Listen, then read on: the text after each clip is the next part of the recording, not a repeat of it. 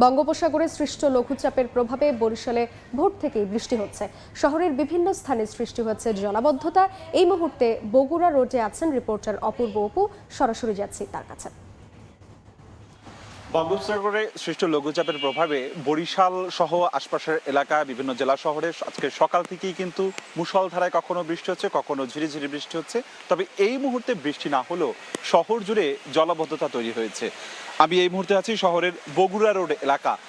সদরঘাট স্কুলের সামনের ছবিটি দেখছেন যে একেবারে পানি জমেছে, রাস্তা তলিয়ে এই গোটা এলাকার আশেপাশেও জিগরাজ, ভাটিখানা, বটতলা, পলাশপুর সহ বিভিন্ন এলাকায় হাঁটু পানি হয়েছে এবং নাগরিক ভোগান্তি চরমে।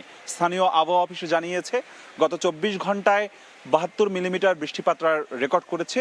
তার মধ্যে আজ সকাল যে 3 ঘন্টা সেখানে 52 মিলিমিটার বৃষ্টিপাত রেকর্ড করেছে। এবং শহর জুড়ে এখন যে জলাবদ্ধতা তৈরি হয়েছে এটি আমরা দেখি সাধারণত সামান্য বৃষ্টিতেও কিন্তু শহর জুড়ে হাঁটু পানি হয় এবং এই ভোগান্তি বরিশাল শহরের এই মানুষদের দীর্ঘ বছরের পর বছর জুড়েই এই ভোগান্তি থেকে থাকে। বিশেষ করে শহরের বগুড়া রোড ও বটতলা এলাকায় হাঁটু পানি থাকে। সরকার পরিবর্তন হয়, শহরের মেয়র পরিবর্তন হয়, কিন্তু এই ভোগান্তির কোনো পরিবর্তন হয় না। এখানকার নাগরিকরা বলছে গেল যুগের পর যুগ ধরে সামান্য বৃষ্টিতেই হাঁটু পানি হয়। তবে আজকে যেহেতু ভারী বৃষ্টিপাত চলছে তাতে করে এই ভোগান্তি কিন্তু বাড়ছে।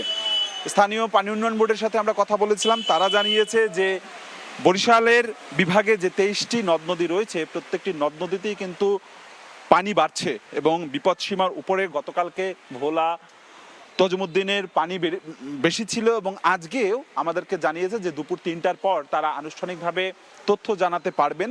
তবে তারা অনানুষ্ঠানিকভাবে জানিয়েছেন যে প্রত্যেকটি নদ নদীর পানি কিন্তু বিপদসীমার উপর থেকে বয়ে চলছে।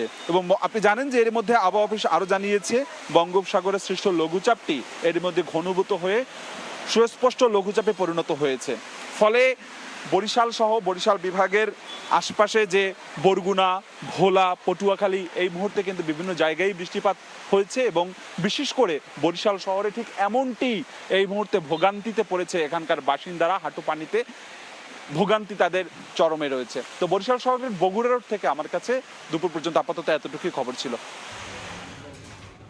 সরাসরি ছিলাম বরিশালে।